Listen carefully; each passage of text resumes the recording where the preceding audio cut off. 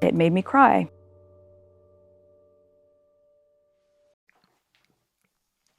This One's Wife, the inevitable divorce book. Hello, I'm H.G. Tudor. Vanity Fair has published a lengthy article, some 8,000 words, about Prince Harry and This One's Wife. There's a multiplicity of things that come out of that article, which I talk about in the whole in a separate video. But there are a couple of factors that merit further examination, and one of them relates to the issue of a divorce book, as this provides us with a rather interesting aspect of the way that This One's Wife's narcissism works. As I repeat, in order to ensure people understand this, when a narcissist is interacting with another person or contemplating the interaction with another person, they are driven by their narcissism. It is the app that is governing their decisions, what they say, what they do. And it is all about the pursuit of the prime aims: control, fuel, possibly character traits and residual benefits. Too often, I see people who go, why does she do this? The answer is her narcissism, and my videos break it down further as to what it is about her narcissism that compels her to behave in the way that she does. By understanding that This One's Wife is a narcissist, and that she has no emotional empathy, that she fabricates the appearance of empathy, that her behaviours are driven with the sole purpose of securing the prime aims, and that is behind everything that she does, it becomes far clearer as to why she behaves in the way that she does. The Vanity Fair article tells us a few years ago, a rumour began circulating around the book world about another prospective project for This One's Wife. Now, pausing there, it's likely that This One's Wife would regularly look at the book world as something that she would get involved in, because, first of all, her deluded grandiosity makes her believe that she's an excellent writer.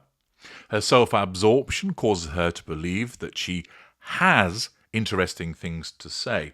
Now, there is an element of truth in that. There are people, many people, who are interested in her, some because they support her, others because they basically enjoy watching her fuck up and they want to see her get her just desserts. So there is a lot of interest in her for differing reasons.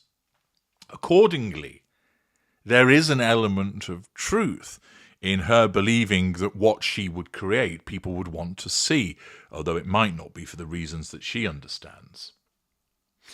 She, of course, wrote The Bench of Stench, which was miserable, but a book, believing that she's got such a story to tell and believing herself to be an excellent writer, is something that would appeal to her. The article continues by explaining, this story, which a person with knowledge confirms the broad details of, thus Vanity Fair ensuring that it's engaging and covering its backside with this, and isn't publishing something which is pure speculation and nonsense, but rather has been verified. This story, which a person with knowledge confirms the broad details of, was that This One's Wife's team had a conversation with a publishing house to gauge interest in the idea for a potential book. Well, so far, so what? The concept, for which there was no written or formal proposal, was post-divorce. Well, you might be thinking, therefore, is she perhaps trying to move into the sphere of self-help guides, talking about it as a general concept? She's a woman of divorce herself, having been divorced from Trevor Engelson. Is she going to talk about that? Or perhaps she's going to talk about the experience of divorce from Trevor Engelson. However, The article continues that it was not a general book on life after marital dissolution or one about her past experience. She was married to producer Trevor Engelson from 2011 to 2014. This book, this notion of a book, really might centre on a post-Harry divorce. Not that there was actually one in the works, just if this a priori divorce ever came to be, would this publisher theoretically be interested in a book that took place in its aftermath? Another source with knowledge says if that's true to any degree, she would have been approached and not vice versa. No offer was ever made, and no manuscript was produced. After all, there was no divorce. The suggestion appears that this is something that actually happened, and would seem rather extraordinary. Why on earth would you be testing the waters to see if someone was interested in you writing a book about divorce from your spouse when there is no divorce? No divorce has happened. It's not actually occurred. You're not in the middle of one, and presumably you're not contemplating one. Why on earth would you do this? That seems utterly unhinged. And at first blush, yes, it does. Now, there would be some people that would be saying, aha, well, this is the calculated nature of this one's wife, isn't it? She's thinking ahead. She knows that she's eventually going to divorce Harry, and therefore she wants to get her ducks in a row to ensure that there is a publication, a publishing house that's going to be willing to take what she has to say and run with it, and she can make money from it.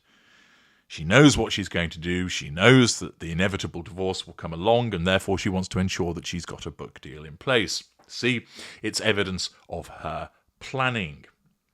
Well, actually, it's not like that with a narcissist such as this one's wife, who operates through instinct. Yes, she might make plans for the future, a pension, arrangements for Christmas, that type of thing.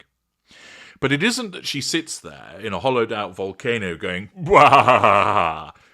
I'm going to eventually divorce Harry, so what I'll do is start thinking about who are the takers for a book." No. What actually happened here is that because Harry is in the sustained devaluation, he becomes painted black, which means he's viewed as an awful person. And one way of asserting control over Harry is to do so indirectly by floating the idea of a possible book about being divorced from him. It doesn't mean that she's definitely going to do it.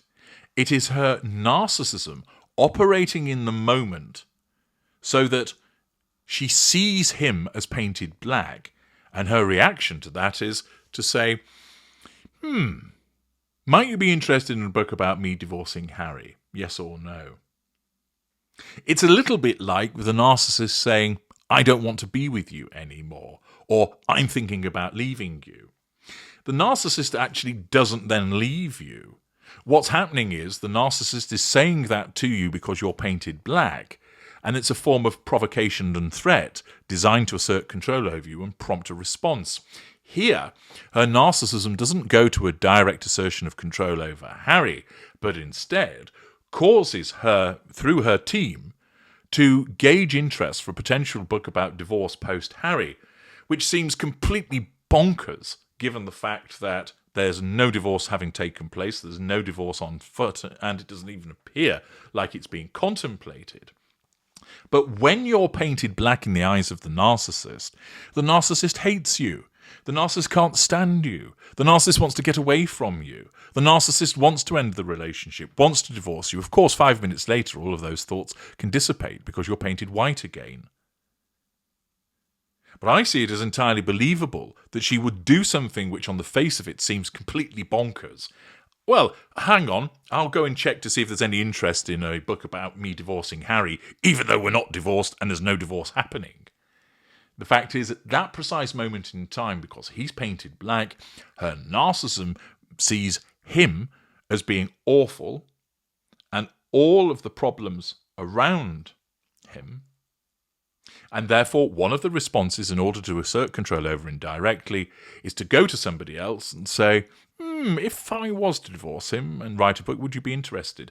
And if that person, that publishing house, says, yeah, it's something we can discuss, that gives her that subconscious need for control over Harry.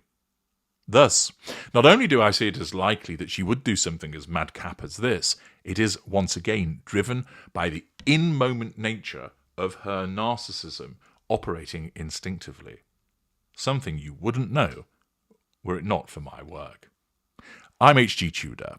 Thank you for listening.